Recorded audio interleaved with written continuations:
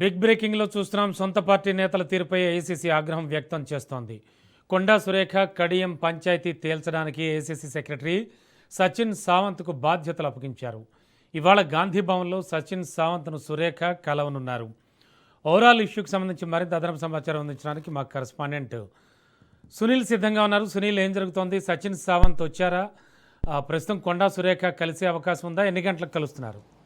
Yes Ramana, మొత్తం మీద సొంత పార్టీ నేతలపై కూడా అధిష్టానం కొంత ఆగ్రహం వ్యక్తం చేసింది. సొంత పార్టీ ప్రభుత్వంలో ఉన్నటువంటి పార్టీ కాంగ్రెస్ పార్టీకి చెందినటువంటి సీనియర్ నేతలే పరస్పరం అంతర్గత విభేదాలకు తావుతిస్తున్న నేపథ్యంలో ఈ వివాదం మొత్తం కూడా చినికి గాలివాన అవుతున్నటువంటి సందర్భంగా ఏఐసీసీ స్పందించింది. ప్రస్తుతము దీనిపై పూర్తిగా అంటే తెలంగాణ రాష్ట్ర పిసిసి అధ్యక్షుడు మహేష్ కుమార్ గౌడ్ కూడా ఇప్పటికే దీనికి సంబంధించిన అంశంపై కూడా నిగ్గు తేల్చేందుకు ఏఐసీసీ సెక్రటరీ సచిన్ సావంత్కు బాధ్యతలు అప్పచెప్పారు. ఎందుకంటే ఇటీవల కాలంలో మంత్రి కొండా సురేఖ వివాదం సంబంధించిన అంశంపై కూడా అటు ఖర్గేకు, మరోవైపు మీనాక్షి నటరాజన్కు, మరోవైపు టీపీసీ అధ్యక్షుడు మహేష్ కుమార్ గౌడ్ కూడా కొండా సురేఖ లేఖను రాయడం జరిగింది. బహిరంగ లేఖను ప్రత్యక్షంగా మహేష్ కుమార్ గౌడ్ కలిసి విజ్ఞప్తి కూడా చేయడం జరిగింది.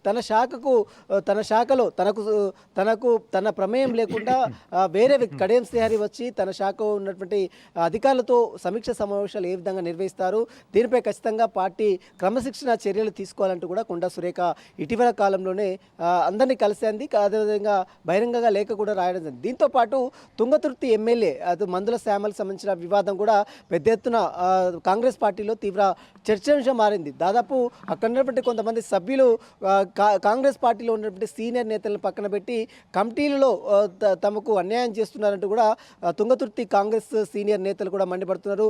మందుల శ్యామలు ఇతర పార్టీ నుంచి వచ్చిన వారికి మాత్రమే మందుల శ్యామలు అవకాశం కల్పిస్తున్నారు, కానీ సొంత పార్టీ సంబంధించిన నేతలకు మాత్రము అవకాశాలు కల్పించడంటూ కూడా ఇటీవల కాలంలో గాంధీ భవన్ వేదికగా ఆందోళన చేపట్టిన తీరు కూడా మనం చూసాం. కాబట్టి ఈ విషయంపై కూడా నిగ్గు తేల్చేందుకు టీపీసీ వర్కింగ్ ప్రెసిడెంట్గా ఉన్నటువంటి జగ్గారెడ్డికి పిసిసి అధ్యక్షుడు మహేష్ కుమార్ గౌడ్ బాధ్యతలు అప్పచెప్పారు. ఈరోజు తుంగతుర్తి ఎమ్మెల్యే మందుల శ్యామలు పిలిచి జగ్గారెడ్డి కూడా మాట్లాడే అవకాశం ఉంది. మరోవైపు సచిన్ సావంత్ అటు జేఏసీసీ జనరల్ సెక్రటరీగా ఉన్నటువంటి సచిన్ సావంత్ మాత్రము ఈరోజు కొండా సురేఖ కలిసి అన్ని వివరాలు కూడా సమర్పించే అవకాశం ఉంది. ఎందుకంటే తన శాఖకు సంబంధించినటువంటి అధికారులతో ఏ విధంగా కడియం శ్రీహరి ఒక ఎమ్మెల్యేగా, ఒక స్టేషన్ గన్పూర్ ఎమ్మెల్యేగా ఉన్నటువంటి వ్యక్తి, అది కూడా బీఆర్ఎస్ పార్టీలో ఉన్నటువంటి వ్యక్తి, ఏ రకంగా తమ అధికారులతో సమీక్ష నిర్వహిస్తారు, అది సమీక్ష నిర్వహించడమే కాకుండా అది పత్రికా ప్రకటనకు ఏ విధంగా ఇస్తాడు, దీనిపై ఖచ్చితంగా చర్యలు తీసుకోవాల్సిందే అంటూ కూడా కొండా సురేఖ ఇటీవల కాలంలోనే మల్లికార్జున ఖర్గేకు లేఖ రాసింది, మీనాక్షి నటరాజన్ లేఖ రాసింది, అదేవిధంగా